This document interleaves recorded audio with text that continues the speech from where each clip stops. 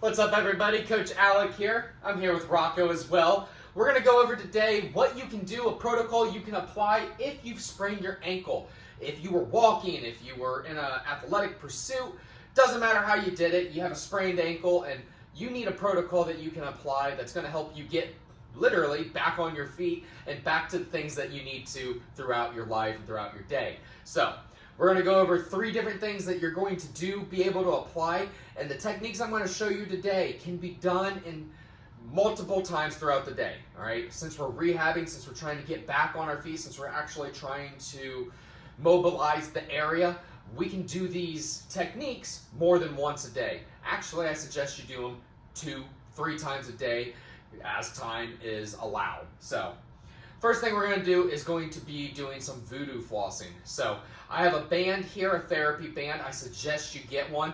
You can make do with the inner tube of a bike tire, but I really highly suggest you get a therapy band because it's going to be your best bet and it's going to be suited for exactly what you need to do. But with voodoo flossing, what we're going to do is we're going to begin to wrap the foot up towards the heart because we're dealing with the injury. We want to compress towards the heart. And the compression, we want to put about 50%, all right? Normally, if we're trying to do blood flow restriction or trying to build muscle through blood flow restriction, we're going to wrap at like 75%.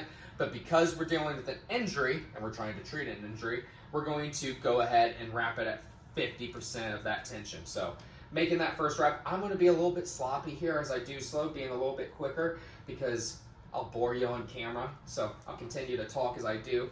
Because once you wrap up to the ankle, and it helps if you have a friend, however, you want to keep your ankle at 90 degrees here as you're wrapping, and keep your foot flat. Try not to point your toe, try not to do anything weird with your point your toes, try not to do anything weird with your toes, just keep them splayed if you can.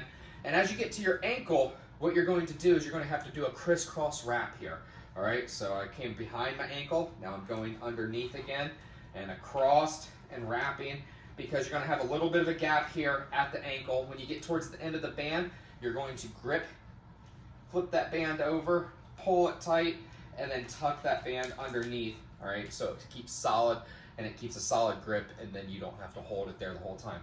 But we're not just wrapping the foot here today and creating some blood flow restriction throughout the ankle. What we're actually going to do is mobilize within this area. So once you get the band around your ankle, you're actually going to begin to mobilize within this area, all right? Moving in and out of a full range of motion, side to side, pulling your toes up, back and forth here, and you want to spend 2 minutes, 2 to 3 minutes, moving around, mobilizing around. The main thing that's injured when people are dealing with a sprained ankle is going to be the dorsiflexion, the ability to get your knee over your toe. So really try to drive your knee over your toe.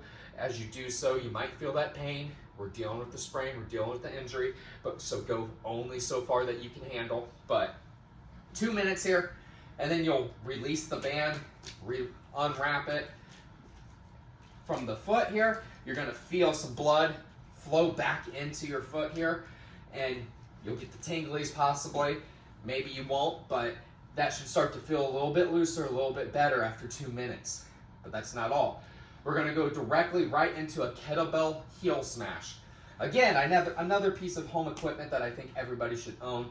If you don't have a kettlebell, you can make do with a dumbbell, you can make do with a heavy object, but a kettlebell is going to be best because you have a handle. So, once we've voodoo smashed our ankle here, you're going to take this kettlebell and right behind this bone, all right, right at the heel, you're going to take it, place it right on, and do exactly what it says. Allow the kettlebell to smash right into that right into that heel, breaking up all that scar tissue, all that tissue that might be locked up, all right, allowing some of that sliding surface mobilization to happen, working this kettlebell around, moving your foot around, all right, pointing your toe, pulling it back towards the shin, all right, inverting and inversion of the foot, all right, twisting it about, getting that whole area, breaking it up, again, for 2 to 3 minutes here. All right, we'll speed it up a little bit so we can get on to the next thing. The last part, you're going to do a soft ball smash. This isn't a softball like playing the sport softball, but a softer ball as compared to a lacrosse ball. Reason being is because we need it to have a little bit of give, otherwise you're just going to create too much pain, it's going to be too much discomfort, and you're not going to really see any benefit here. So, what we're going to do is we're going to be placing it here behind the ankle bone on the outside. Alright, we're going to be placing it on the ankle bone because, in fact, this bone should move back and forth, especially as we're going into that dorsiflexion that I talked about, your knee going over your toe. And because we're dealing with a sprained ankle, some of that tissue, some of those muscles might be locked up. So you're going to take the ball, you're going to place it right behind the bone, okay? So right behind, not in front here, right behind. Or, I'm sorry, right in front, all right? Right in behind, or from the pinky toe, right in front of the bone, right at the crest there, not behind the heel. You're going to take it, place your foot down on top of it, and again, pushing down into that ball. Same thing, same concept that we're using with the kettlebell here. As we're smashing down and it's smashing, we're using the ground with resistance.